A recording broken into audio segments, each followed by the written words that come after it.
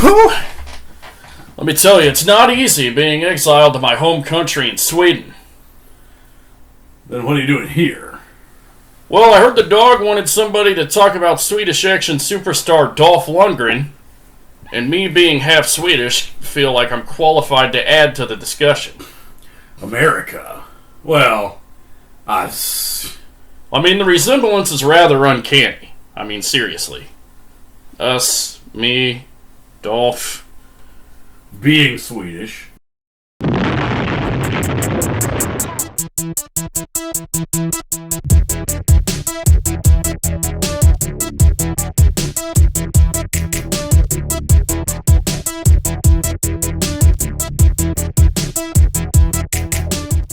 I mean, just as far as that you're in the process of physically transforming to I mean maximize. That's what the workout tapes are for. So and getting the whole fight choreography transition again covered by the workout tapes, like stunt moves and so I'll probably be here in like a few months or something. Strafing techniques. So, oh hi, it's Bran from Swedish Time. Pepper Murray. What the dog? Pepper Murray. What the dog in Swedish. We are pleased to finally be able to do our what's it called? Dolph Lundgren Spotlight. Oh yeah, the Dolph Lundgren. Yeah, that's right. The Spotlight video. This has been in the works for months and months now. Like I say before, that we pretty much realized we hadn't seen enough Dolph Lundgren movies. There's a lot of Dolph Lundgren movies. In my personal collection, I didn't have hardly any Dolph Lundgren representation. And for all of the kind of crappy things that he's made, especially recently, kind of begged its own usage. For what it's worth, I actually had a lot of Dolph Lundgren representation in mine. Yes, most of these are yours. Because you have a He-Man on VHS. That's awesome. Got He-Man, I Come in Peace, freaking Army. I mean, I just had a lot. I like seeing Dolph Lundgren on the screen. That's my joint. So. That orange one, this compilation right here that was in the local discount dump bin recently. Actually, I think that's what prompted our thing. Was that we had something of a Dolph Lundgren marathon. So, and then it forced the issue on a Dolph Lundgren retrospect. I mean, there's a lot to do. He's been in a ton of stuff. I mean, his acting career spans back in the mid-70s? No, he was some kind of James Bond bad guy henchman. Oh, in 86 or so, and then shortly after was Ivan Drago. Oh, okay. Yeah, well, I mean, we're of course not here to talk about those at all. We're the couple freaking hundred things. He's as a bad movie man now. He's known as one of those guys that cranks out 7 or 8 things a year. There's like Bruce Willis, Nicolas Cage, Steven Seagal. One of those where they make B-releases. There's like by the half a dozen every year. Like literally, you could probably watch one per day and be good for like a year and a half. So. Of course, this list is probably going to be... It's either due to change, or we may have to make addendums. Top 5? Yeah, well, like a part 2, or maybe a part 3 even. So... just as far as the sheer volume. I mean... These basically count as favorite... for me at least, I would say probably not going to be upset... unless there's some kind of crazy hidden gem. This already has been through some last-minute fudging that I'll talk about here in a second. Let's just go ahead and launch straight in, because we have a lot to do. Let's start with your number 5. Okay. My number 5 is He-Man right there. Masters of the Universe. Now, this barely counts. For me, anyway. Barely Like, counts as what? As a poop? As a favorite bad movie? Yeah, because I just love the 80s factor of it all. It's just... well, I mean, that can be considered... It's so beautiful. The cheese, yeah, that's just kind of one of those subjective things. We have our almost Drew Struzan front cover. Yeah. I wonder if that is a Drew Struzan's. Like... Awesome. It's... I have, of course, my own soft spot. When I was about 6, when that came out, yeah, was at the height of my He-Man fanship. Mm-hmm. First grade. 86, 87. Yeah. Not being allowed to go see it at the theater. Right. Because it was a freaking PG movie or whatever. So, as a child of the 80s, you can appreciate not being able to see it. When it was on, like... When it was on cable TV in the early 90s or something. Yeah. But yeah, Dolph as Prince Adam / He-Man. I mean... With a freaking mullet. I'll let you continue. I mean... And I guess me as a baby of the 80s. But anyway, I mean, Dolph is great in this. He's fantastic. He does the hero role. He's the most powerful man in the universe. He's the only live-action He-Man so far. Hint, hint, Netflix. But anyway, let's see. What else stands, just aside from saying 80s cheese in general? It has the principal from Back to the Future. Oh, shit. I think I'm gonna need some backup.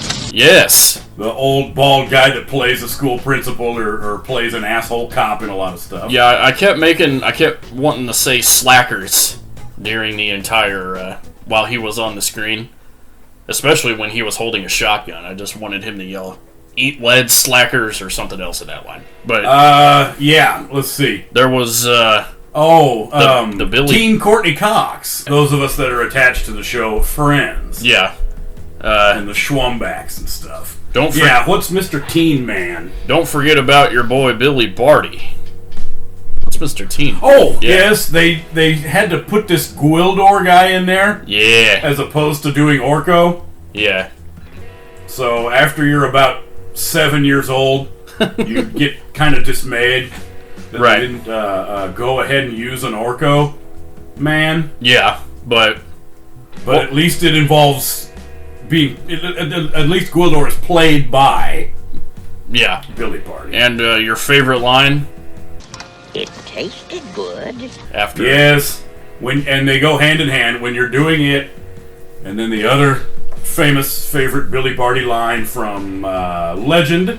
Legend, yeah, that's right. Barbecue, because they both have to do with eating cooked meats. Right. In the one he goes barbecue, and the other one is. Well, it tasted good. Yeah. Love Billy Barty. And, I mean, as far as the movie itself, set design, fantastic. It's kind of a rundown urban environment, so you really can't mess that up. It takes place in a couple streets and like a high school gym and a music store or something. And the soundtrack is awesome. But again, it's the late 80s. 1980s. So you really can't mess that up. And, whatever action there was plenty of action, actually. It was really good. I mean... yes, you get your two-sword man, Blade. Blade, yeah. And then, the guy with the hilarious giant mullet. One of our two reptilian villains with the... Yeah, that's right. Remember, he's got like a blonde women's mullet that goes and it like... goes, shoof! Yeah. It's almost like a pampa mullet. The couple of non-cartoon characters, you don't even remember who the heck they are. Yeah, and I almost forgot to... Man. I did almost forget to say, Frank Langella, perfect Skeletor. Oh, the guy that actually does a good job playing Skeletor? Yeah.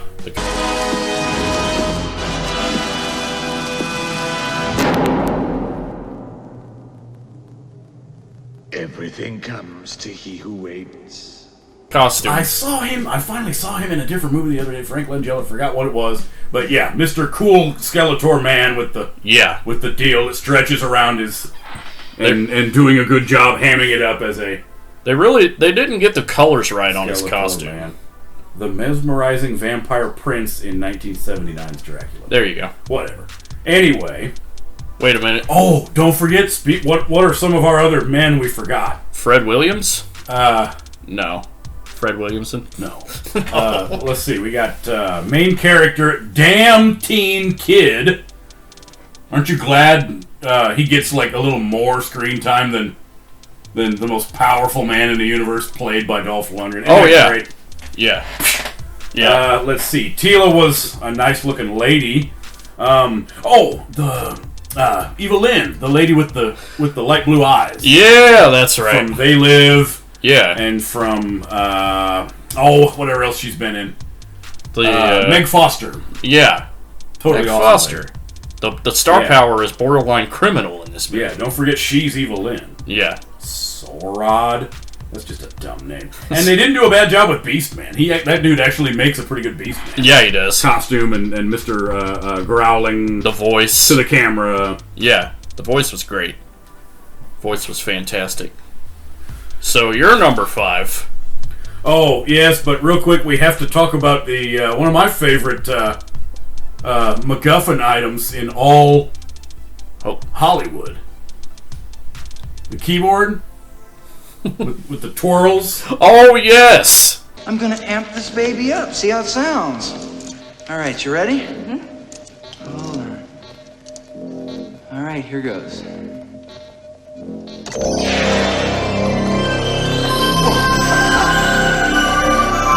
The future keyboard. Future tuning forks that come out in a little... How did I even forget about twirl that? showcase? Like the Ultra Key. It was designed like... Or Cosmic Key. The guy wanted to use it as a keyboard in a freaking rock show or something, if I remember right. In the prom dance or whatever. He was a keyboardist in his own rock group. So... But it counted. It was because it played tones. Mm-hmm. It was a sonic... what's it called? Convergence harmonizer. Yeah. For dimensional portals. The future. So it basically counted as a keyboard because it played tones. The future mode. And then you can't forget probably my favorite part where they have all of this urgent space-time hopping save the universe business to go back and save the sorceress that's stuck.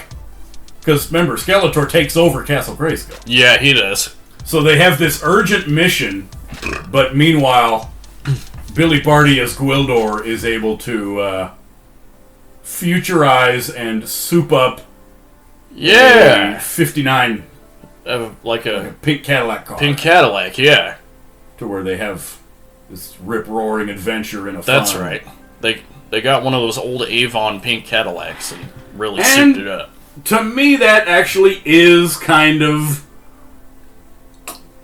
We're not staying true to the source material, but in line with, or in the spirit of, the source material, because He-Man, toys, and cartoon, if known for anything, were known for outlandish vehicles. Yeah. That is true. And let's see. Yes, it was... I had some close runners-up, and yeah, He-Man was... I don't know, 6, 7, 8, somewhere in there for my list. Yeah. My number 5, Blackjack with John Woo. That's a good one. If you remember that one, what was it? It was made for TV. Definitely correct? made for TV. A made for TV John Woo thing from the mid 90s. I thought it was when he was already a popular director. I don't quite understand it, but yeah, it was a made for TV. Yeah, maybe they caught him on the come up where it was like thing. Yeah, but I could have sworn it was after he did that Con Air or The Beast or whatever thing he did. But, yeah. You play a guy named Jack. Yeah.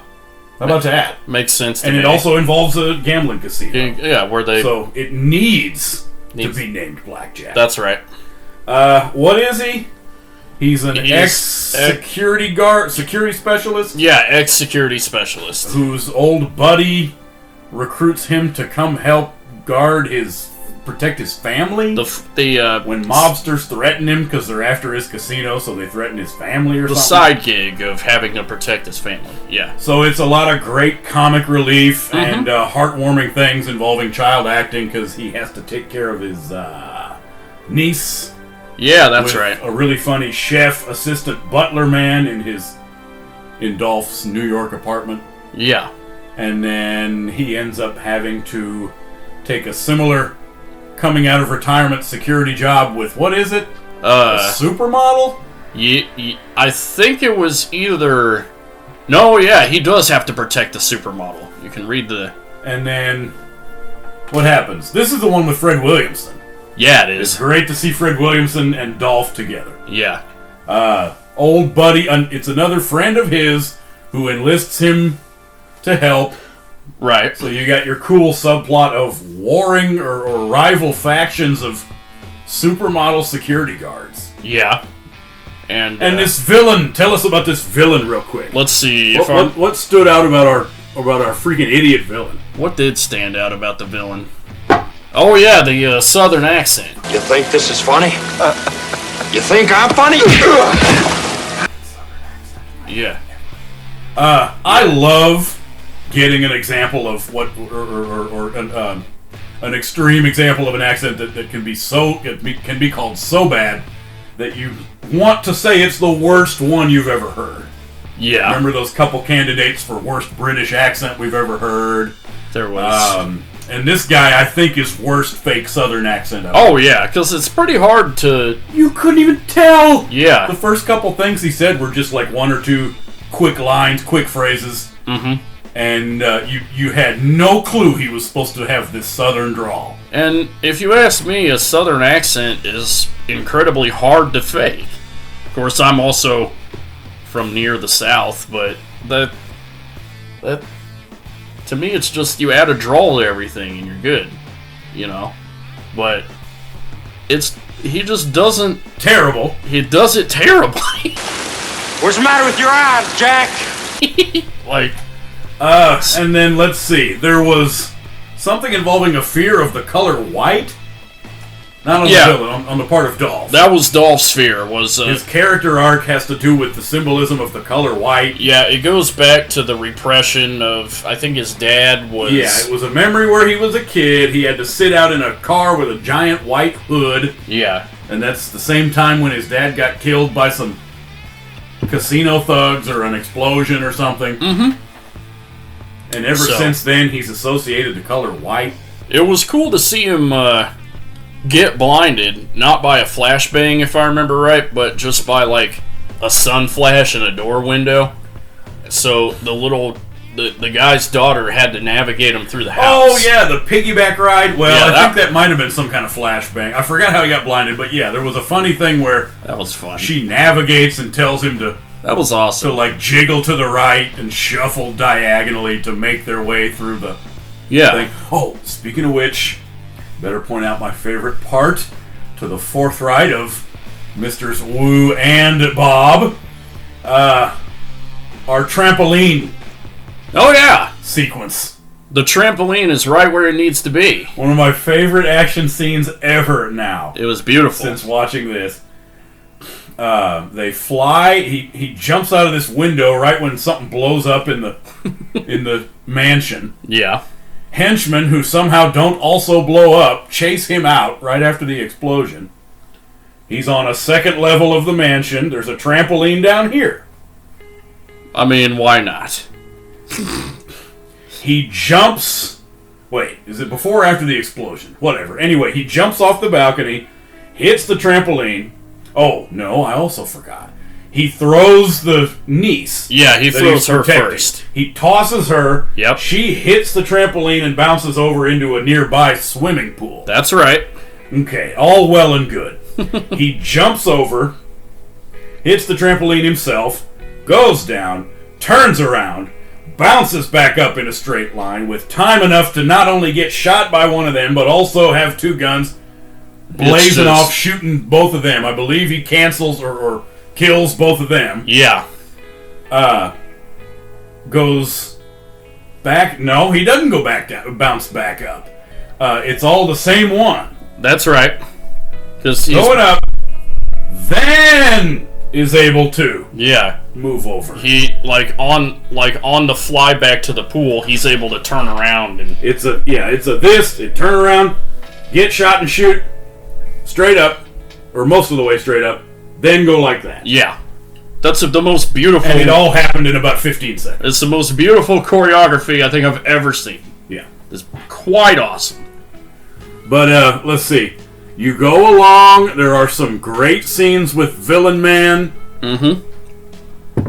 Let's see. What was our other standout part of that was Let's see. most memorable? Oh yeah, the goo or the slosh. Yeah, like remember it was part of his in the factory or something. Yeah, in the warehouse. There was a spray warehouse. Yeah, yeah. It was part of his problem with the color white.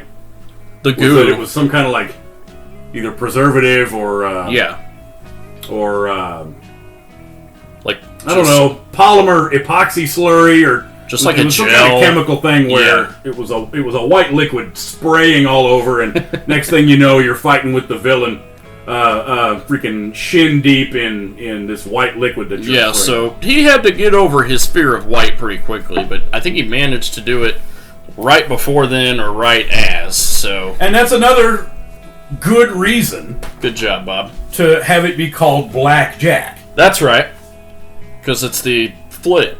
Blackjack, like when you're not afraid of the color white. Mm-hmm. It's fantastic. Very smart. No big deal. May as well call me Blackjack because I'm not afraid of the color white. Yeah, that's right. Let's see. You're number 4. Yes. Silent Trigger. Indeed. We're storming right in. Or Psychosonic do the soundtrack? Why do I like this so much? This was a purchase where we both ended up getting it from the same store. The dollar bin. Where they had it in kind of a dollar bin section, yeah. But I like it just due to the sheer outrageousness of the movie. Yeah, this was another close... This is... not quite making the top 5, but yeah, this is another one of my favorite bad Dolph Lundgren. It's such a crazy movie. Completely ridiculous. What is it? He's a sniper? He's a sniper. There was a botched operation in which, during the late 80s, I would assume, like a mid or a late 80s, like a Gulf or a... But anyway, there was a botched sniping operation. He's got a sight navigator. Yeah. Or like a technical... There's a tech sight. There's like a wind trajectory calculator assistant. There's a visual tech. Laying there with him, and it's an attractive woman somehow. He misses the shot. Yeah, he doesn't take the shot. So, the freaking private military company has a counter-assassin, just in case he messes up. Yeah. Everybody's supposed to come kill him because he didn't take the shot. They would come through on a helicopter. There's this outrageous fight, and that's just the start of the movie. Yeah, the girl is either supposed to bring him in or kill him, or there's zero understanding of... I mean... your normal good guy, bad guy, what are we trying to do? And it's not in a cool way. Not in a cool way of, like, it's subtle nuances of moral ambiguity and finding your way through this moral quagmire that is life. It's literally just what the fuck is even supposed to be happening. Yeah, it's like, and you know, they fast forward a few years later, he gets put on this new job in which he's supposed to. Yeah, that's just the setup. That's just the beginning of the movie. Yeah, what actually happens through the plot? And through the plot, we flash forward. He breaks entrance into this... It doesn't tell us what the fuck he's doing at all. It just shows him doing it. Yeah, but that's showing, not telling. So... Again, not in a good way. He but... carries a fucking briefcase with a gun in it up to a building... A corporate headquarters that's under construction. Yeah, unfinished, high-profile skyscraper. Which I'm guessing... acts as a front for something. I'm still a little bit confused. Well, there's not even a crew. It's just 2 security guards. Oh yeah, don't even get me started. There's not even any construction workers. No construction workers at all. Don't get me started. He just spends the night by sneaking into this. So you're like, wait, so he's coming back to kill his former employers that were supposed to kill him, or? Yeah, I'm kind of like. I was kind of confused as to who he was supposed to kill originally, because there was this complex thread with not only the security guards, also the former sight girl is back. She somehow gets... Yeah, how does that work? Are you on your last job? They're trying to kill you and they're still employing you? Yeah. For jobs. That's right. And your same hot girl is back. wind trajectory assistant And comes back to the same job. Of course, she is undyingly loyal to the company, so she is not. But she also has history with Bob, so like. Yeah, you don't know whether or not she was sent back to kill him or to help him. I think. Because by golly, what do? They cooperate up there. They're up in the top. But they're cutting their little diamond circle in the window. They're setting the shot up. She's got the little. One of those wind deals, the weathermanes with the circle. That's right. And I mean... calculating trajectory and wind pockets. The whole complex plot with the freaking security goons takes up the first 2 acts of the movie. So the flirting? Yeah. What is our asshole pervert man? The guy with the She comes in and pretends to be some kind of computer technician that needs to go all the way up to the top of the building to fix a system. Mm-hmm. That's where they all are. And then as soon as she gets there, security guard A, one of the two, does nothing but flirt with / sexually harass her. That's right. Talking about, well, it would be a much better idea to go on a date with me, you little bitch. Yeah. Like his lines and the stuff he does to flirt and to harass her are cartoonishly hilarious. Mm-hmm. But like, and doesn't it involve like massive coke use? It does. Every other scene he has to like sneak over and he's always like, why? And then his other buddy, the other security guard guy, is like just kind of like a less intense, sort of going to help. Yeah. Tries to call the police, maybe doesn't. Again, it's all pretty confusing. And there's there's another assassination job in the 3rd act that is carried out, I think successfully this time, but the company still sends their hit squad after Dolph just in case the lady, correctly so, back turns. Like, I think the lady was sent in to either get Dolph off of the job or have him killed. But the company goes ahead and sends another crew in a helicopter. I was going to say, could have fooled me. Whatever it was woefully confusing. To me, that kind of seems... Until you started being able to enjoy it. To me... It made its way from woefully to pleasurably confusing. To me, that seems kind of expensive. Like, they always have to send a helicopter squad after their own guys, no matter who they are. Okay, so we could call it, not only was it fine entertainment, but it was a terrible value. Sort of. Yeah. But like, anyway, I was able to go along with it through the initial bewilderment. I mean, because of the bewilderment. Yes. You might as well just put a giant question mark over my head as I was watching the entire thing. Yeah, it's awesome. It was crazy. But, some things I would actually recommend for this movie, if somebody has the gall to, maybe remake it. We need more action and more suspense and less character development between Dolph and the chick. They didn't even end up being a love interest. No. Which means, why have a sex scene? Exactly. That's kind of what I was wondering. Doesn't he just wave goodbye at the end and they agree not to work with each other? Yeah. One of them retires or something? Yes. But the movie had great atmosphere and a great score. So the title too. I like the title Silent Trigger. Yeah, Silent Trigger is awesome. Okay. Your number 4? Peacekeepers. Yeah. What helps about Peacekeepers? Let's see. It is one of the only things I'm familiar with that involves movie star, actor, Montel Williams. Whoa, shit! Wrong way! Back off! Oh, yeah, that's right. I remember seeing this some years ago. I don't remember where, maybe on TV or something. But yeah, I was overjoyed He did some acting. To have it be a Dolph Lundgren movie where his good guy partner, buddy man, is Montel. Yeah, he did some acting. He wasn't just a television show host. Well, it's good to go through. Like, it's not just the fact that it's Montel. He's actually enjoyable in it. It is a...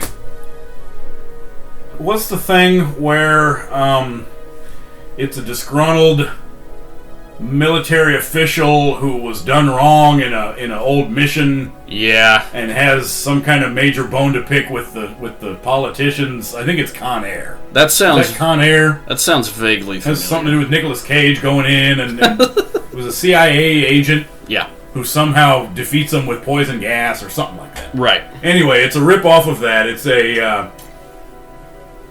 it's an angry war man Yeah. who him and his unit got somehow like left for dead in a in some kind of friendly fire compromise. Something where they let him die. Yeah. But he survived. Turns into a terrorist. Turns into a terrorist. So him and his terrorist group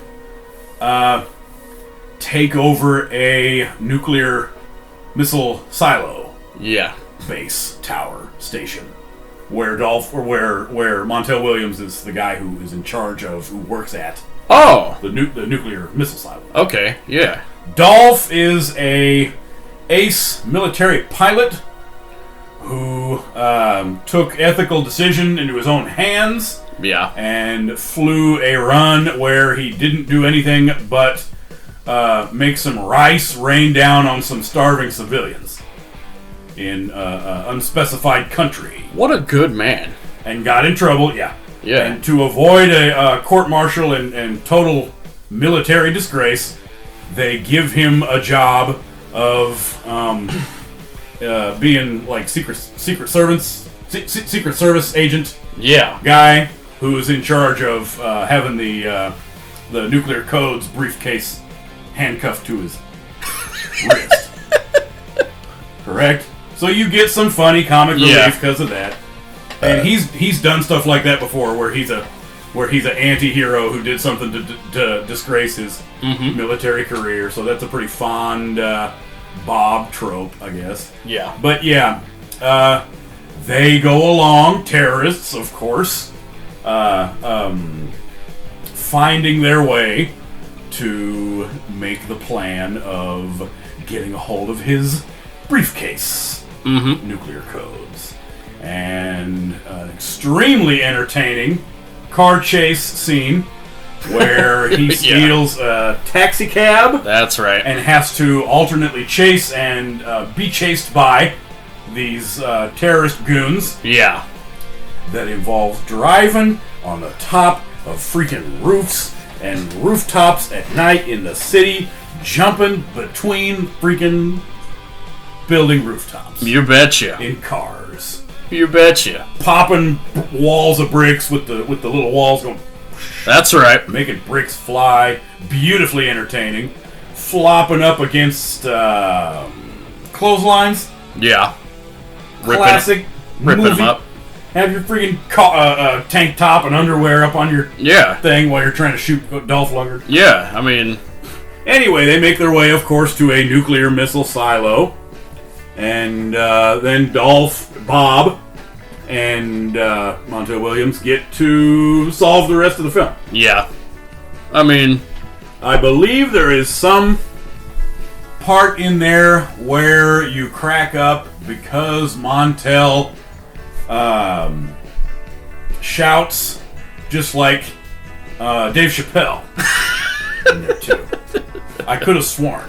I don't remember what part, but at some point he's like, "Oh!" Do we just call it the Chappelle scream? Yeah, doing exactly like Chappelle would do on the Chappelle show. Oh! To me, it's just cool to see Montel Williams in an acting role, not advising people on what to do with their life or providing a talk show or whatever. Yeah, it'd be the same thing to see Dr. Phil as a supporting actor in a buddy cop movie. It's totally freaking funny. Yeah, so I mean, that's what takes it for me. Let's see. Roy Scheider as the president with a southern accent. Yeah. And then Mr. Main Villain Man, terrorist military guy was some kind of that guy, but I forgot who it was. But, yeah. Peacekeeper. Yeah. Again, rollicking good time. Definitely. Something for everyone. Definitely. That truly has it all. 3 spot. Oh, yeah. For command performance. Yes. For me, anyway. Yes, indeed. This is another one of those that would figure pretty high for me. Yeah. Like, I think it was originally on my top 5. yeah, but then got bumped down because of some different research. Yeah. So let's see. You had this. Which one is this on? Is that on that one? Yeah, it's on. Yeah, it's on this compilation. But great time watching Command Performance. Yeah. Like I say, it just barely didn't make my final list. I mean, the CMFs, the tattoo. Yes. That's going to be one of the funniest Dolph Lundgren. Oh yeah. Things for me forever. That's. By the way, what does CMF stand for? Cheap motherfucker. Named after a manager. I mean, it might turn into a running joke for other things. It basically already has.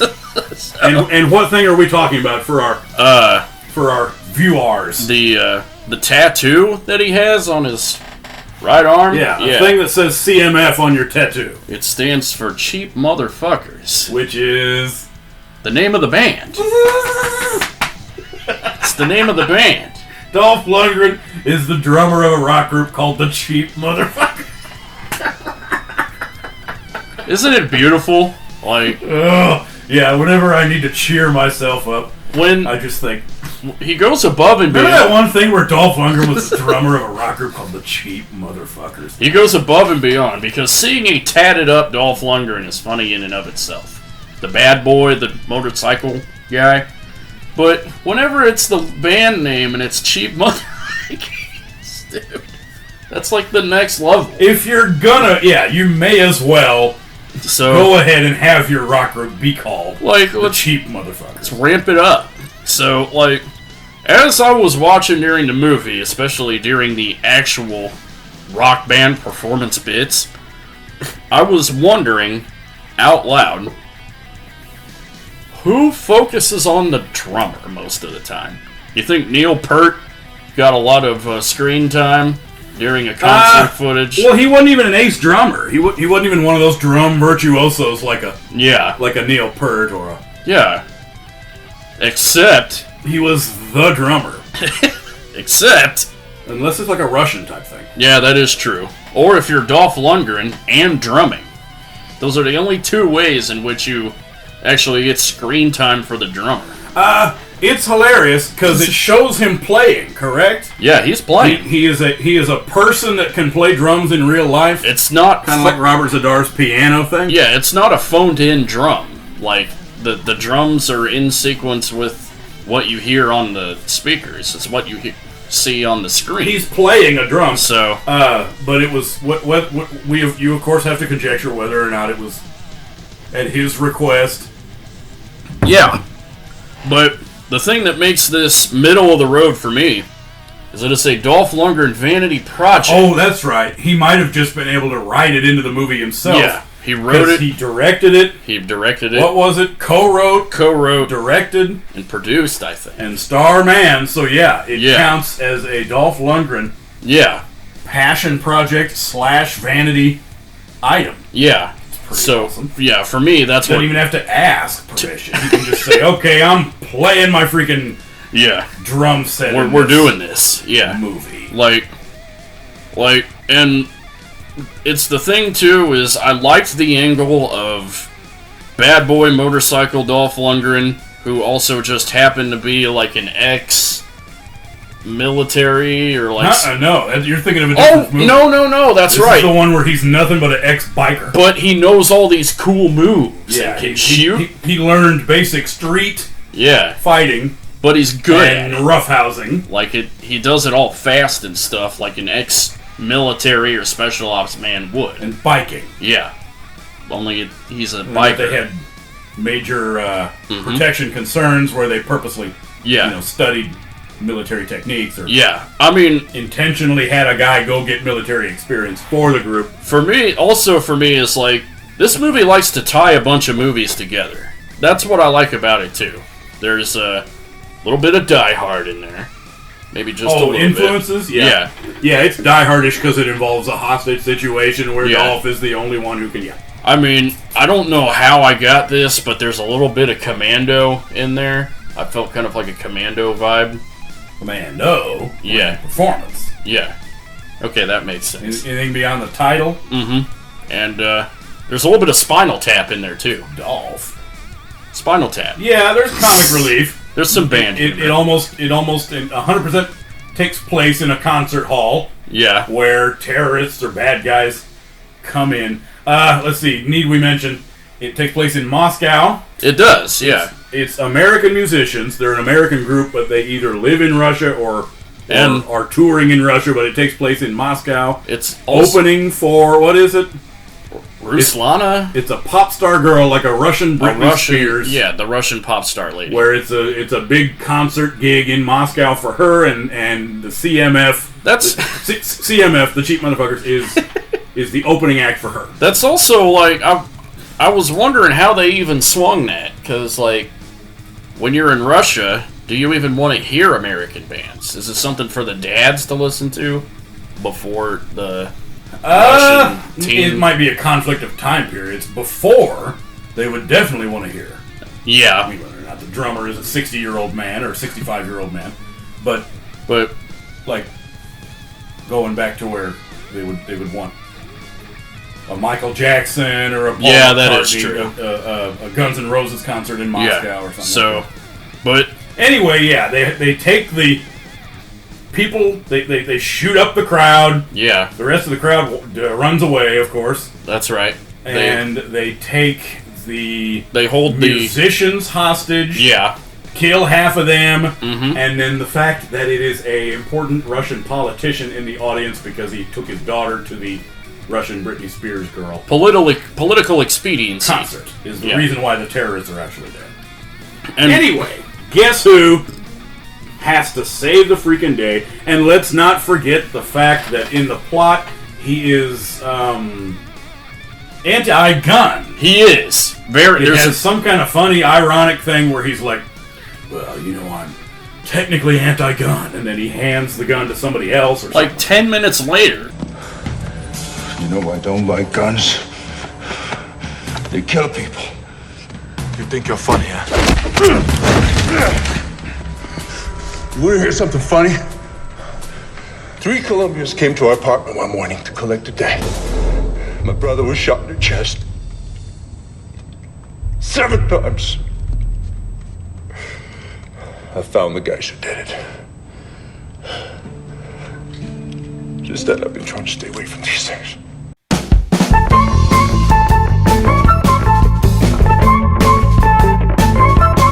What about me?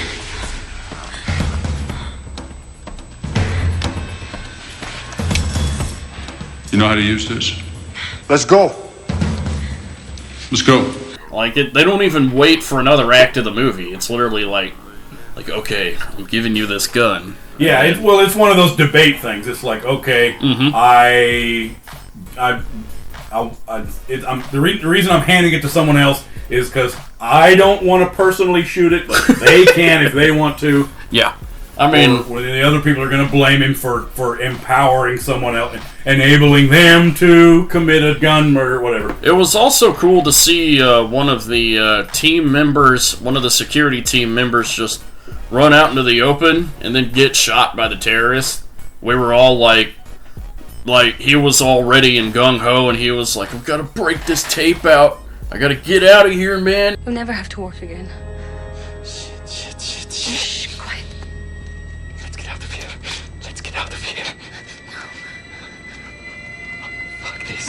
Fuck this. No! Hey! Stop!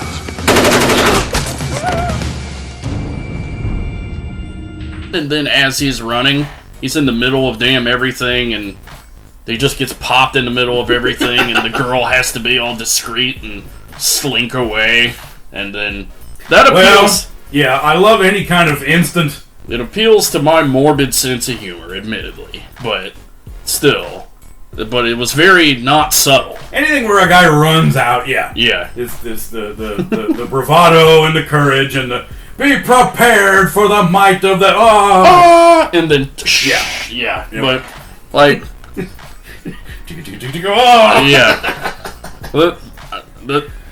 it's anyway, it is literally a command performance. Yeah. It stands out because it's a vanity project of his. Mm-hmm. And, like, it's the cool thing also. It's how Dolph Lundgren can be Dolph Lundgren and everyone can be okay, because the ending of the movie. Alright, there's this military man, actually was recognized as getting a Russian Medal of Honor or something at an award ceremony. Okay. At the end. Oh, yeah. But, 5 minutes later, everybody's all huddling around Dolph, and the military man's like, dude, I couldn't have done it without you, man. And, like, Dolph's like, he's got a broken arm, so he has to do this and whatever. And I'm like, that's the Dolph Lundgren I know. The one that can be the star of the show and the star of somebody else's show.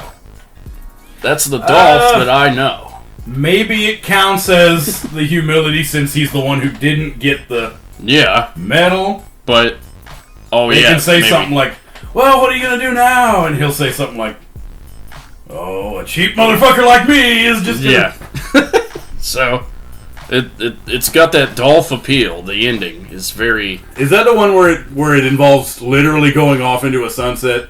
Or no, I think that's direct action, or direct contact. Direct contact, I think that's it. So... Command performance. Yeah. Literally a command performance. Yes. Yours. Number 3. I think it's another one that comes on this one. Yes, it is. Compilation. Bridge of Dragons. Oh! I was trying to remember when it came out. Yeah. What year, but I totally don't remember. Let's see. Bridge of Dragons. Why does it score so high? 99. That's when. Yeah, so. I was gonna say it wasn't from the 2000s. No. It ranks so high because of the fact that you don't even know what country or what part of the world it's supposed to take place in. I know. Yeah.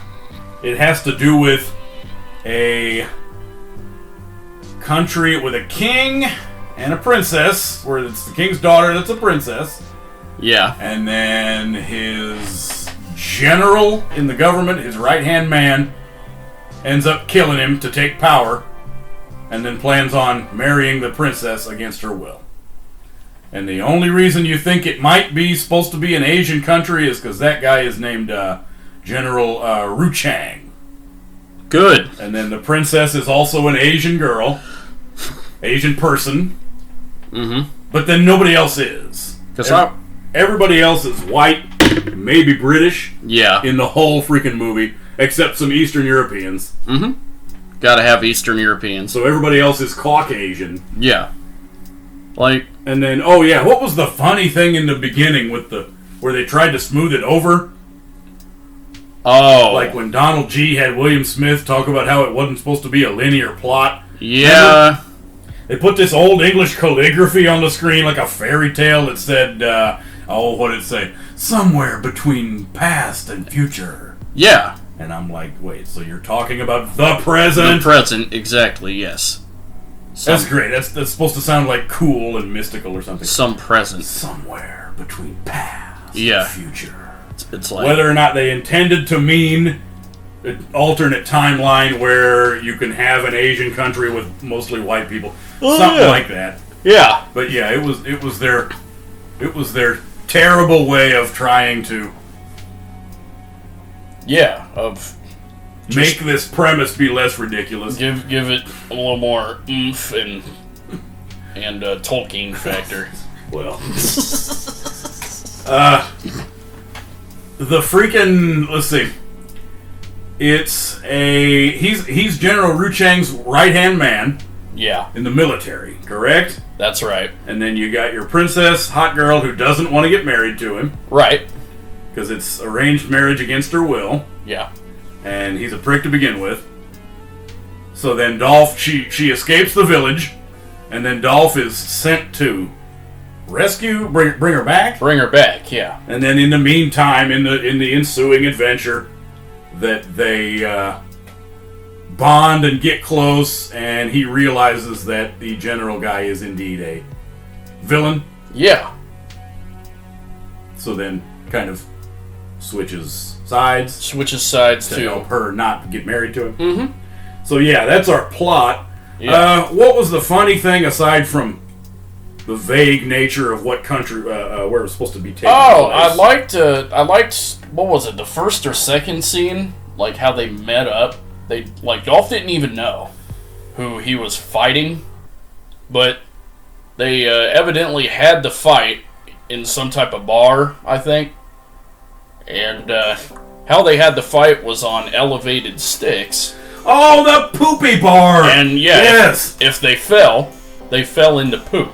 it's mud, Mud. or the way the audience laughs at you when you fall in, you'd think it was raw sewage. Mm-hmm. A freaking bar. Okay, Yeah. does that appeal to you?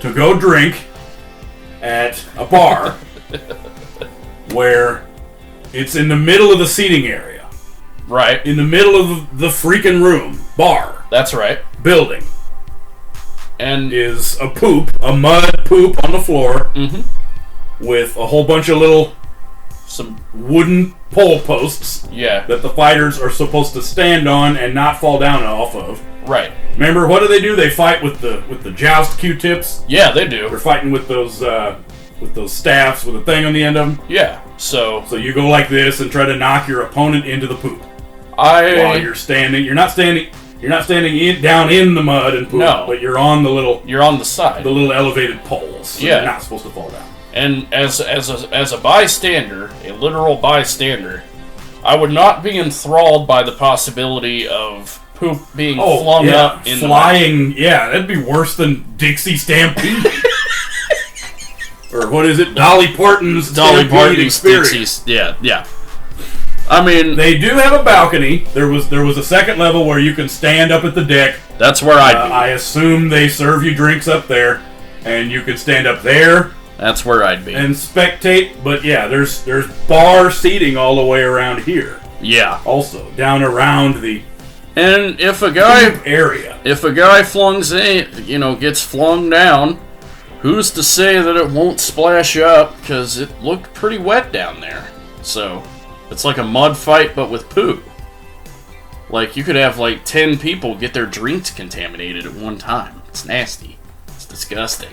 I mean, maybe it's in the culture. And the cool Remember, thing... we're sometime in between past and future, so we don't know Yeah, we don't know when that what is. culture. It might be a completely parallel dimension where it would all be in good fun. That's the Get thing. some doo-doo splashed up on your freaking face, or land directly in your drink. And Yeah. Go home and take your jacket off, and you might have a doo-doo up in your collar. See, that's the cool thing, though, is that Dolph didn't even know he was fighting the princess. The princess managed to sneak in there. Yeah. So... Yeah, it was her passion to go play poop American Gladiator joust duo, or fighting on the poles in the poop bar. That's right.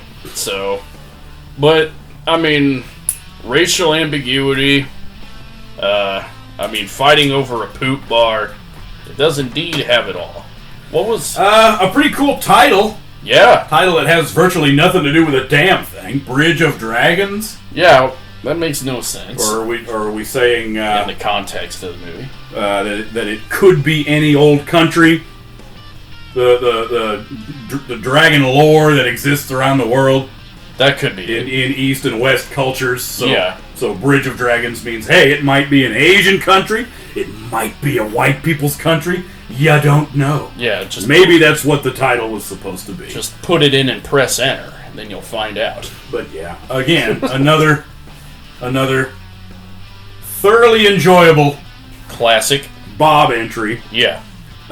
2.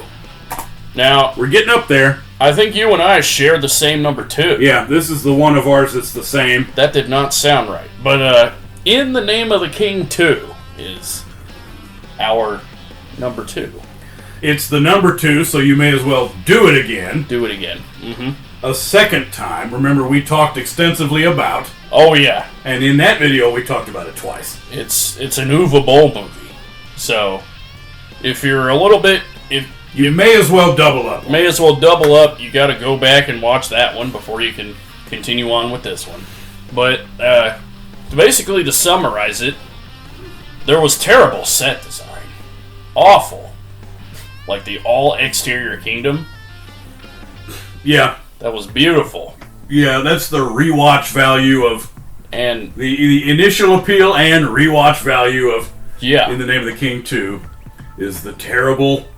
Fantasy sets and the costumes, fantasy artifice, Lachlan Monroe, King Lachlan Monroe's 2 different outdoor throne rooms. Yeah, and the fact that it has down on his luck Bob, and what was it? Getting ready to take a bath and drink himself into a stupor at the same time. At the same time, and then the time-hopping wizards of the past just happened to save his life and his acting career. The time-hopping wizards of the past. So. I mean... somewhere between the portal and the next. Yeah, like... I mean, I want to say he was miscast, but maybe he wasn't. Was it the... dazzlingly miscast. if we're going to say miscast, it's a good thing. Okay, because I was starting to wonder, because, I mean, it's the whole time period thing. Here you are stuck amidst these... does Bob necessarily belong in a sword and sorcery fantasy epic? Did they play that up, or was it like at the last minute where they like, did we get... Okay, guys, we got Dolph Lundgren. He actually said yes. So in order to... What we're going to have to do is to have him hop back into the past. That way we can make him a part of the... in the Name of the Kings. Maybe on the fact that he made a pretty good look at He-Man? That is true. Like, I mean, it looks cool. Kind of like Arnold, it looks cool when he wields the sword. That's the thing, though, is there's 20 years difference. Like, with He-Man, he had the cool long hair and everything. He doesn't really have cool long hair in this movie. It's just kind of late 40s, early 50s Dolph wielding let's see. sword. How can we salvage it, then? But, would it be... Can we call it a unlikely king? Oh, yeah. Type thing. I can get with that. One of those things where he would sort of represent an underdog. So, yeah, because he technically is. He's out of his element in this one, and it's beautiful. But yeah, it's Uwe Boll, which means automatically you're going to get a little bit of interest on my part. Oh, yeah. If it's an Uwe Boll movie. And, this is the Uwe Boll movie with Dolph. Mm-hmm. And it's part of the In the Name of the King franchise. Yeah, it's a... There's a lot going for the film before you even watch it. It's a triple dinger. But yeah. Yeah. Always gonna figure pretty high. I can watch In the Name of the King 2 approximately once a year and have a big old time with it. Yeah. Before we get into number ones, we need to go through some of the rest of these the honorable mentions? Honorable mentions. Okay. Johnny Mnemonic! Oh, are we reciting them? Okay. Let's see what that one is. The Package. The Package. I like that first Marvel's Punisher. That was actually not bad. Granted, I like anything where they dye Dolph's hair darker. Yeah. Yeah, let's see. What else? Yeah. Remember the kind of crazy screwed up Punisher? Mm-hmm. Where it was sort of cool but also sort of messed up. He plays a Frank Castle Punisher. You forget about that. The original, the first Hollywood Punisher. The first Bobby Boy. Yeah, the first one. He was Bob Man. A lot of first action comic heroes. So. Dolph. So. And yeah, not to forget, because I did. Johnny Mnemonic. He had to remind me that he's not the lead role, but this is still quite memorable. Yeah. As post-apocalyptic religious guru Dolph. Yeah. Man. Yeah. And the Actually, I don't think anybody put I Come in Peace in theirs, and I actually kind of want to put that in these. I included it on my Okay. honorable mentions. It's great that he was able to be in something with Matthias. That's Matthias Hughes. Matthias right Hughes, there. yeah, baby. And then what was the alternate title of this? If you don't remember it as I Come in Peace, what was the other name for it? It was Dark Angel. The movie? Yes, the movie name was Dark Angel. But how about that gun that shoots CDs? Yeah, it had something to do with the launching CDs that I always mix up with Hellraiser. Yeah, this is beautiful. The music. I love anything with Matthias Hughes. The music in this, written by Jan Hammer, the Miami Vice person. Right there. Music by Jan Hammer. I'll take it. So it's from 1991, so it's going to be cool to watch anyway. Yeah. So Good Cop, Bad Alien, Big Trouble. That's neat. I've already watched this like twice. It's a good movie. Yeah, it has something to do with him needing to kill Matthias Hughes. Yeah. Let's see. The Universal Soldiers, as they got more and more ridiculous. Remember when Jean-Claude had that clown makeup or something? The first one counts.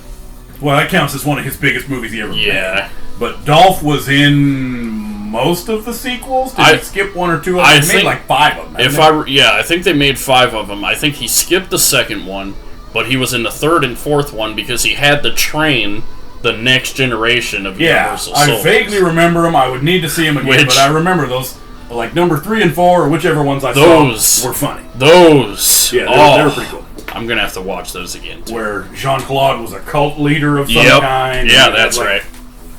Good guy and bad guy factions of, Yeah, that was terrible. Let's see. The Army of One tape was kind of cool. Mm-hmm.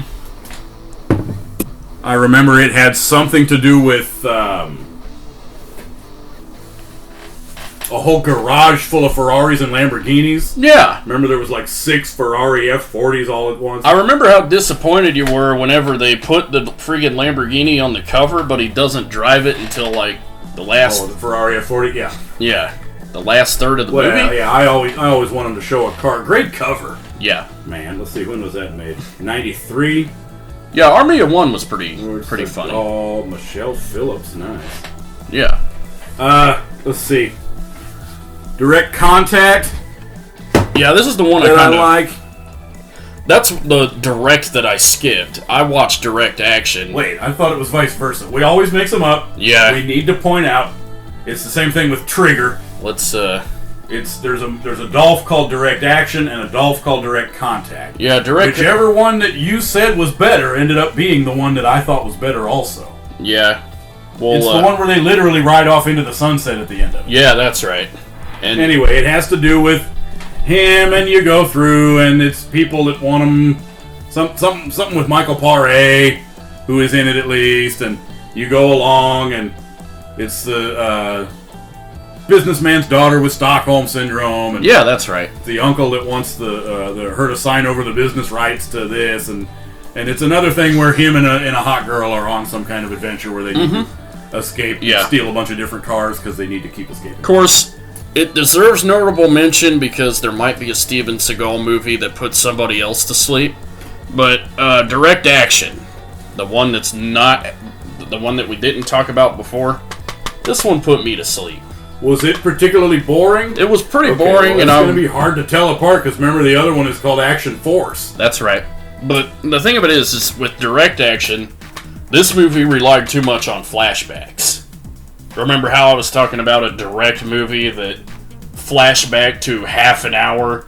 That is kind of the meaning of the word, or the meaning of indirect. So, yeah, I don't remember even giving it a try. There's a number of these we never even watched. That's right. We're gonna have to. That might end up being a good chunk of the other spotlight. If a bunch of those end up being worthwhile. Yeah. Let's see. What was the other one that we said was super duper? Oh yeah, the whole thing where you mix up the titles. We had seen Silent Trigger. That was from a few months ago that we got those and knew what the heck it was finally. But then remember, only about a week ago in Redbox in the extensive rental research is the video game adaptation that ended up being a video game. Remember, Dead Trigger. Dead Trigger.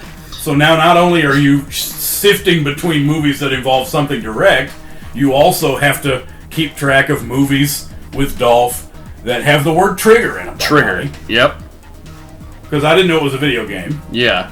Me neither. But yeah, it's a zombie thing. Yeah. It's where you go through and kill the zombies. Pretty lame standard zombie formula, except as far as just plain old visual cheapness, it's highly recommended. It looks like crap. Dolph is the only thing remotely related to Big Hollywood in the freaking thing. The glue that holds it together even as a film. Yeah. Dead Trigger. And it involves gaming in the movie, too. Good. They recruit what a Dead Trigger is. Good. Is the name for a cannon fodder type soldier where you are 100% expendable. That's good. And they actually call you Dead Triggers. They went to notoriously famous gaming or well-known, I guess, via YouTube, gaming kids and gamers. So it's who were good at. It shows them playing the game on the new those VR goggles that you use. It's to where they're like, follow command this. You're toast. So let me get this straight. It's a movie adaptation of a video game in which they play the same video game in a movie. Yeah. That's nice. I'm glad we can do that. Well, I don't know that it's called Dead Trigger and is the Dead Trigger franchise. Maybe it's Fortnite. But yeah, there's a little meta sequence at the end where it's like, that's pretty cool. It turned out to be the game also. Yeah. But they go through what was the funny video game-ish part of it. It was pretty of a ball. That's pretty awesome. As far as a cheap, crappy, shameless video gaming. What was the funny thing? They're on one of their missions, and he's going along helping these young Dead Trigger recruits through this. It's like their first mission or something, and he goes, okay, perimeter secure. Now go through and what was it? Look for ammo and anything else useful. Look for ammo and anything else useful. Yeah. Yeah, I've never watched that movie, so this is all news to me. Yeah. I'm gonna have to watch that. Press X to talk or lift. Yeah. Don't forget to save. Scrounge for your thing. Luckily, your healing meter gradually goes back up as long as you don't keep getting hurt. That's right. Double your XP by rummaging in the bushes for... Yeah. Like, don't rely on the autosave system. Make sure to manually save. Yeah. Yeah. I almost wish, it would have been a little self-aware, but I almost wish they would have had him. Because it was awesome. He just... Okay, look for ammo and anything else useful. Yeah. Okay. Now available on Steam or whatever. Yes, for too much. Steam, VR, freaking... Gotta save up to get the unload, or the... what's it called? On the PS. Get the DLC. What are those called? Premium update package. Yeah. And your amiibo, where you can go down and play the card game at the store with your buddies. Yep. Yeah. Be sure to pre-order at GameStop for that exclusive pre-order DLC. And real quick, the last it reminded me of the other one I was going to get ready to forget. Because remember, it was only a few days later they had it in the Redbox too. The most recent one, Tracker. Yeah. It'll count as honorable mention because we did it for this one's research. And that was another one you've yet to see. That's right. I had to give it back right away, so we couldn't let you see it. But it'll be recommended because it involves Mr. Bob in Vengeance type format. All good. I wouldn't call it a straight up classic Vengeance movie. There's not enough. But it's a wife and kid that are murdered, and he has to go through and do everything, so it sort of counts. Yeah. It hadn't occurred to me until I watched it. I was like, gosh, how come he hasn't been in very many Vengeance movies? There's not a lot of Bob Vengeance movies, so it's good that we get at least one. And it's pretty funny. We're on location in Europe, Italy. Got some Italian subtitles. People speaking Italian. Mm-hmm. Having to cooperate with an Italian cop. Yeah. And this neighbor guy who happens to speak perfect English somehow. That's pretty handy. And their map of pictures and newspaper clippings with the thumbtacks and the string. And yeah. Pretty awesome. I remember it being a funny time. Yeah. It didn't have... It wasn't so glamorously crappy as some of these others, but I remember at least it being enjoyable to go through. Yeah. And it's his most recent one. Oh, good. It just showed up in the store and the Redbox just recently. Tracker. Sweet. Yeah.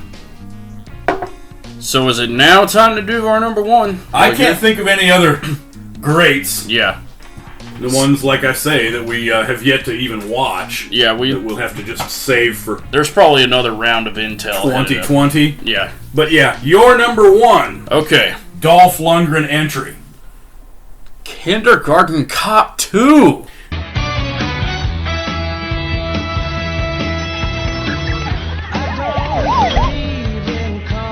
Did you know they made a second Kindergarten Cop? I found out about it right after it came out. I'm like, why do we need another Kindergarten Cop? Why indeed? I think it was immediately put onto Netflix, wasn't it? Yeah, it didn't even hit the theaters at all. Yeah, I think you had recommended it, and I found it right then on Netflix. So, yeah. Kindergarten Cop 2. When you need your second Kindergarten Cop, I don't think it's on there anymore, but I mean, when you need your second Kindergarten Cop, you can rest assured that it exists. From what I remember, I only watched it one time, and it was 2.5 years ago. But Dolph inherits this job as like an intel guy, but in order to go through and acquire the intel, he has to work for a private school as a kindergarten teacher.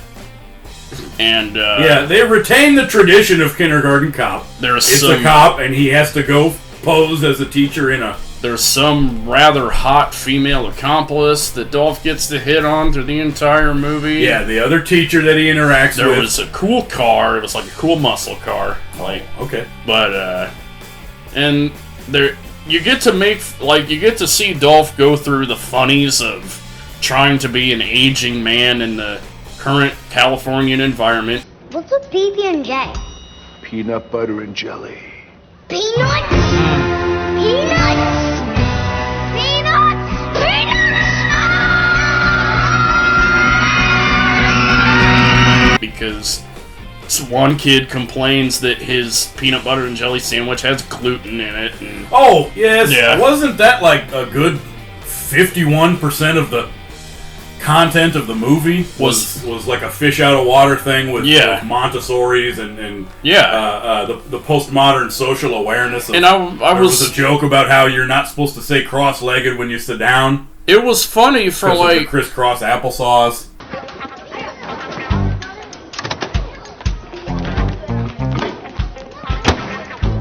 You can't microwave the plastic. Why not? Because the plastic leaches into the food. My mom's only uses BPA-free plastic, but still, you're not supposed to microwave the plastic. Okay, whatever. It was funny for 10 minutes, like 5 or 10 minutes. Peanut allergies, the over political correctness of some of the anti-bullying measures. They relied on that way too much, but I mean. And then go along, and he, of course, is able to extract info. The info he was able to extract was the kindergarten teacher that he replaced is like some type of informant for a Eastern European terrorist group. Ah, the whole Eastern European connection. So, yeah, that's good that maybe 3/4 of Dolph Lundgren movies. Yes. Are either fighting Eastern European terrorists or him being Eastern European or ex Spetsnaz or ex-Spetsnaz. he of course gets to Spetsnaz. gets to recruit the class and some of the staff members in. Oh yes, kidding the freaking terrorist group. I love the part where the kids help fight the bad guy. I was like,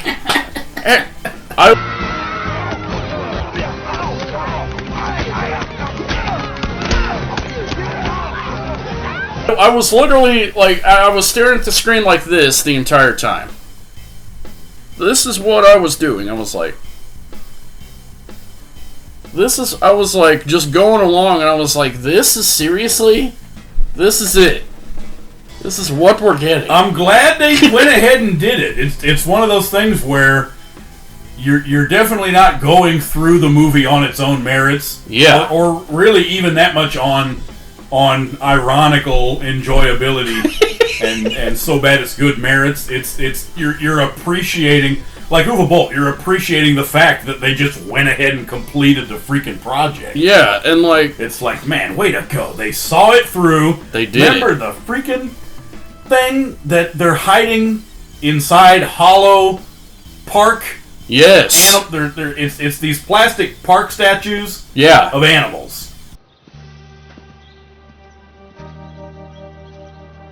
It's like a playground in a park. Yes. It's these animals. That's right. And the kids, they're like hollowed out, and the kids are like waiting in there because they're small enough to fit in there. And they're and a henchman will run by and they like reach out and bop him or something. Yeah. Like as there's something involving a swamp. They like there's some reeds sticking up and like the pond in the park or something. And there you see an like arm. He of course turns his back just long enough for a kid to like kick him in the butt and fall into the water. Yeah, that shit was awesome. Dude. Like as I was watching the movie, I was like, who was this movie made for? Yeah, who's it made for? It's another one of those great, who the fuck was this for? There was plenty of risque, like, love interest stuff between the hot girl and Dolph Lundgren. Okay, so it might be a date movie. Might be a date movie. Plenty of kids' jokes, plenty of family jokes, and interactions with Dolph. And the fact that Dolph is, like, 55 by this point, but they're still doing a modern society. So there are plenty of kids and family jokes. And as an action movie. Yeah. As a police cop. Yeah.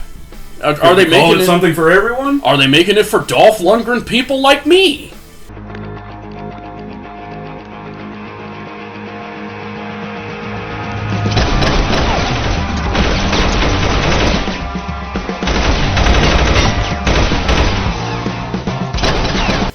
Are they making it for me? Surely there's a group of Dolph of diehard Dolph people. I just want to see Dolph take on the Eastern Europeans time and time again, like it's the early '90s. I want to be in that infinite time. Okay, that's actually a good question. We didn't really have a discussion item in here, aside from why are you such a huge fan of? Oh yeah, which you were able to explain. Some a lot of which is the whole Swedish connection. Mm-hmm. But would you be pleased with just any old Dolph thing at this point? Oh, at this point, coming out now, like hearing about Kindergarten Cop 2 as it came out. Like say they made a Mamma Mia Part 3.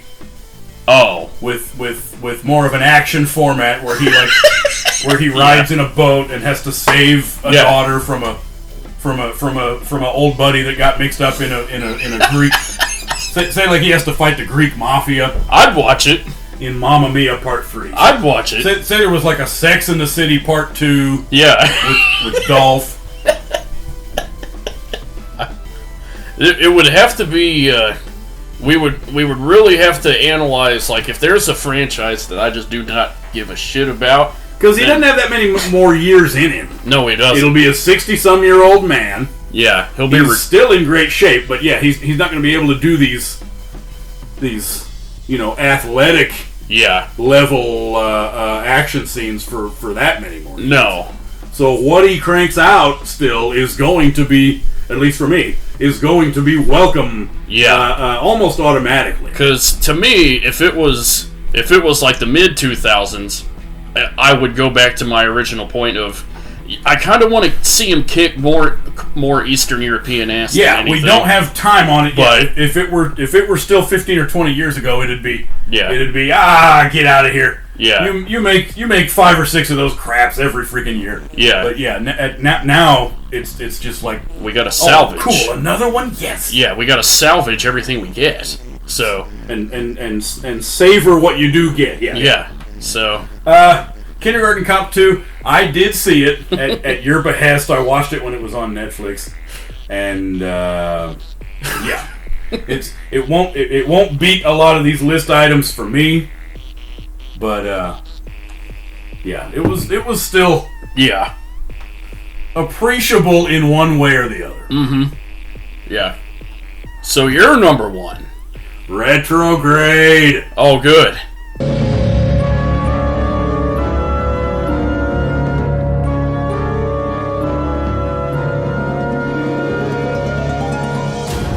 We actually just This got. is a great story. Yeah. Yeah, he had seen absolutely none of it until just a little while ago. Yeah. I knew what it was, but had never gotten around to watching it, and then forgot. Remember? Because I had stumbled upon it on one of those cheap, free Roku channels, Oh, okay. where you hope some of it is the crappy sci-fi movies. Yeah. And the other night, I happened to be going through them, because I don't check those very often. Know what I mean? Mm-hmm. Most of them are a letdown. Yeah. Happened to be on there, found this thing. Dolph? Yes. Let's see, I believe it came out in 2004. Straight up sci-fi thing. Yeah. Involves spaceships and spacesuits No bones about it. and the future, or the year 2204. Yeah. That they say, let's go back 200 years into the past. So maybe it was exactly, what's it called, bicentennial anniversary Yeah. of a plague that ravages 23rd century, late 22nd century mankind, that came originally on a meteor chunk, Yeah. correct, that hit Antarctica. That's right. So, at some point in the future, that they don't really want to use time travel, but they decide to resort to it, I guess, with Dolph. In a spaceship where it's as simple as just flying a ship. They don't explain the mechanics of their time machine. It's just a spaceship. So maybe they're just really good at manipulating time dilation. Yeah. Anyway, they have to travel back to 2004 to the moment when the meteor impacted in Antarctica, because there is a ship, there's a boat down there going through Antarctic ice ocean, doing research for the microbiology.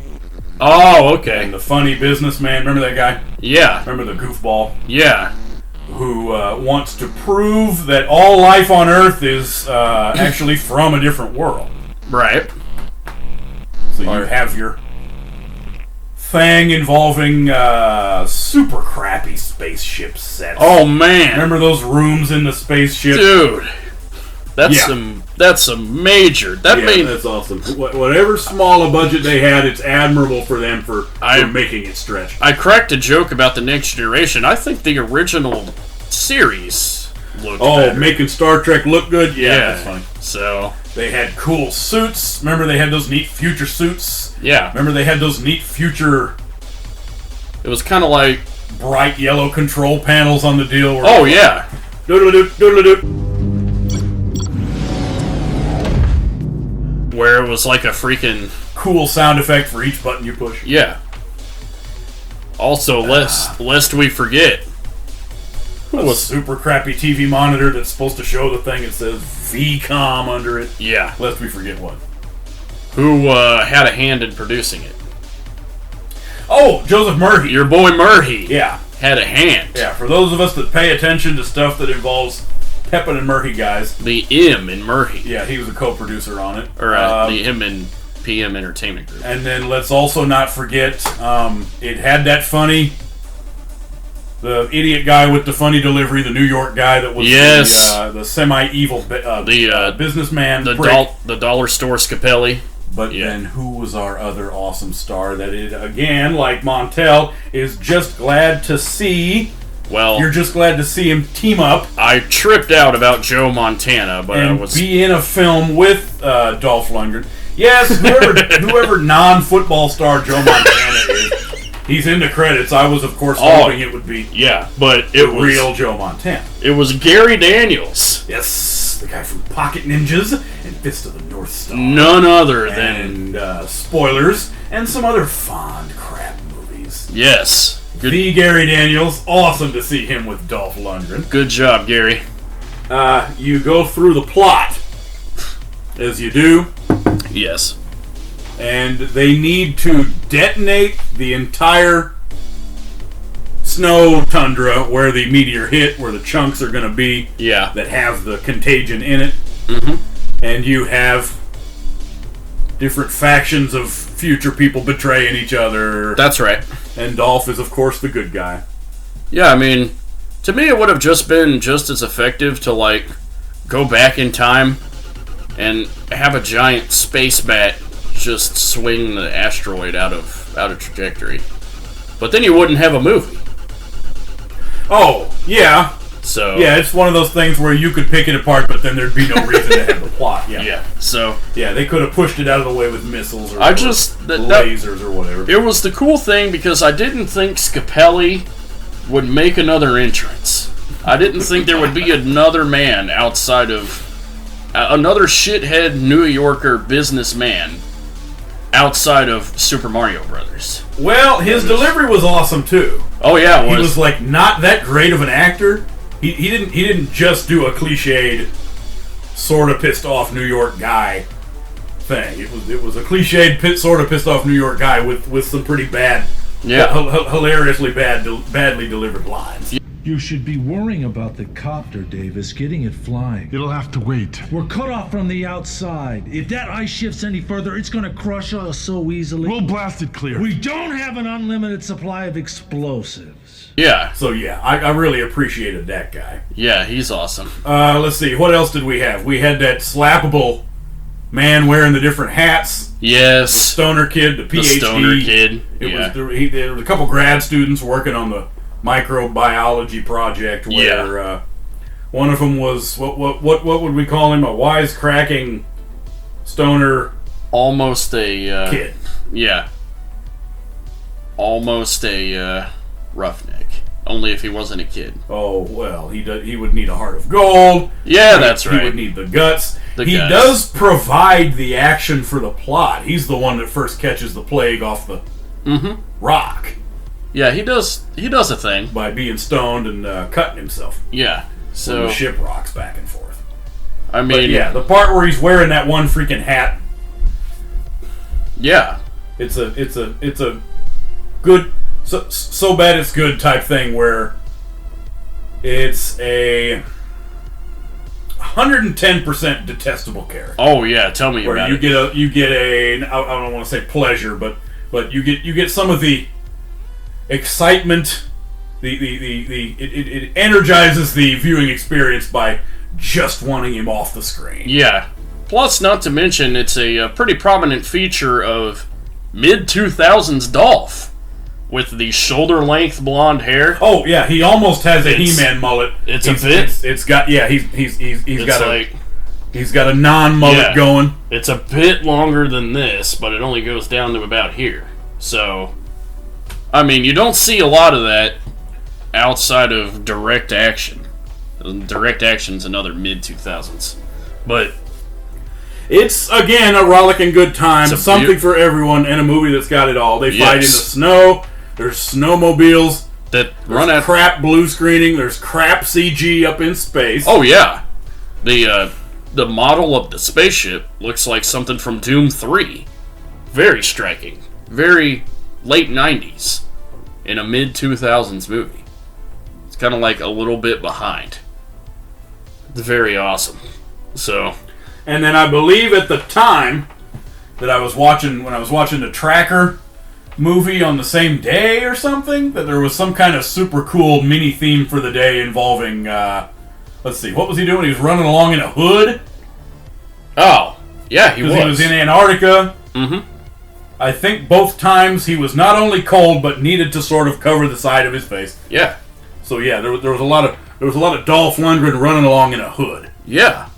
So, but yeah, it was this is an interesting saga. Oh yeah. Again, I don't mean the plot, but this whole the research effort, the intel gathering, is it ended up being a pretty pleasing adventure saga because of running across this retrograde at the very last moment. The very last. Remember, we were already planning on shooting this today. I mean, and I believe it was it the night before last or the night before that I stumbled upon. If I remember right, Mr. Retrograde. Yeah, if I remember right, the dog wanted to cancel off the intel gathering like a day or two before. So, otherwise, luckily it didn't count as actual research. We didn't have to know about it. Like penciled it in and expected overtime pay or something. But yeah, it was a very pleasant surprise and ended up freaking tearing its way to the top of my list. I mean, now we just got to get the DVD copy because that's not going to be on the internet forever. You let me know if you don't want to get one because I want to get one. Yeah. Okay. So, yeah, I mean, what else more can you say? Thank you, Bob. Thank you, Bob.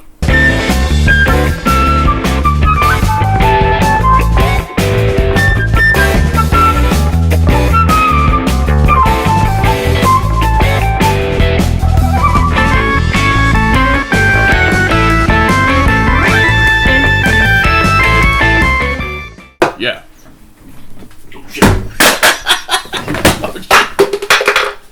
Thank you, Bob.